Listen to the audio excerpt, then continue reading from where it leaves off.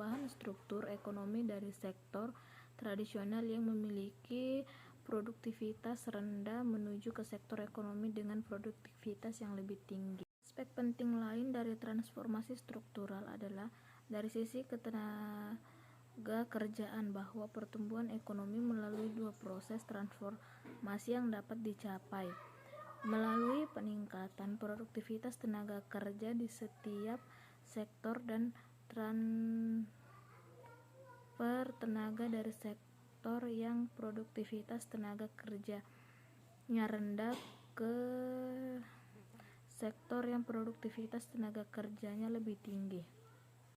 Pada umumnya, transformasi yang terjadi pada negara yang sedang berkembang merupakan transformasi sektor pertanian, sektor industri, begitu juga dengan struktur perekonomian Indonesia yang telah mengalami perkembangan dari yang sebelumnya lebih banyak mengandalkan sektor primer, kemudian telah berkembang ke sektor sekunder yang lebih mengandalkan kegiatan industri, serta sektor primer juga terus mengalami perkembangan yang sangat pesat terhadap pertumbuhan ekonomi Indonesia. Perkembangan struktur perekonomian Indonesia dapat dilihat dari nilai produk domestik bruto atau yang biasa disebut dengan PDB atas dasar harga konstan. Menurut lapangan usaha, dari total 17 sektor lapangan usaha utama yang ada di Indonesia, dapat dilihat bahwa sektor-sektor yang memberikan kontribusi terhadap PDB yaitu sektor industri pengolahan pada tahun 2019 sebesar 20,79%, kemudian diikuti sektor perdagangan dengan kontribusi sebesar 13,16%, sektor pertanian sebesar 12,37%, sektor jasa-jasa dengan kontribusi sebesar 12,10%, sektor konstruksi sebesar 10,12%, dan kemudian sektor pertambangan dan penggalian dengan kontribusi sebesar 7,36%.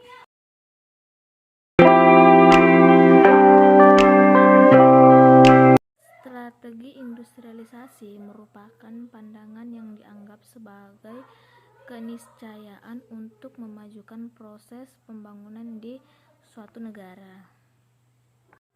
Pembangunan industri merupakan bagian dari pelaksanaan garis-garis besar haluan negara atau yang biasa disebut dengan GBHN dalam mencapai sasaran pembangunan jangka panjang yang bertujuan membangun industri sehingga bangsa Indonesia mampu tumbuh dan berkembang atas kekuatan sendiri berdasarkan Pancasila dan Undang-Undang Dasar 1945.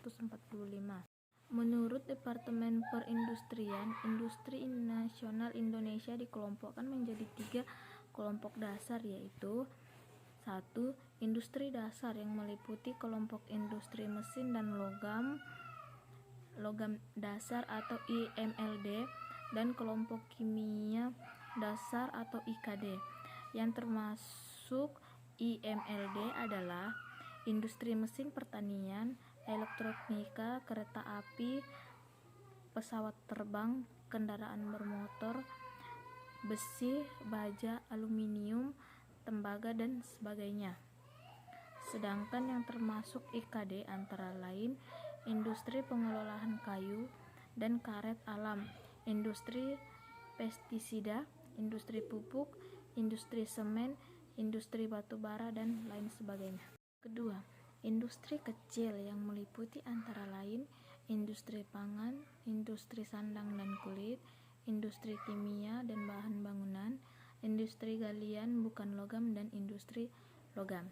Industri hilir yaitu kelompok aneka industri atau biasa disebut dengan AI yang meliputi antara lain industri yang mengelola sumber daya hutan, industri yang mengelola hasil pertambangan, industri yang mengelola sumber daya pertanian secara luas, dan lain-lain.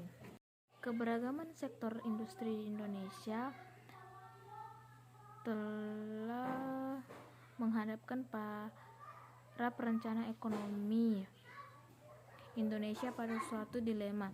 Bila tujuan yang diutamakan adalah penciptaan lapangan kerja dan penghapusan kemiskinan, maka sumber-sumber ekonomi yang tersedia harus disalurkan ke usaha-usaha yang membantu sektor kerajinan rumah tangga yang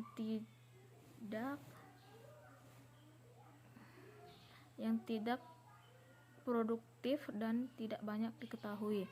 Bila tujuan yang diutamakan adalah pertumbuhan ekonomi, maka sumber-sumber tersebut haruslah diarahkan kepada usaha-usaha pengembangan perusahaan-perusahaan industri besar.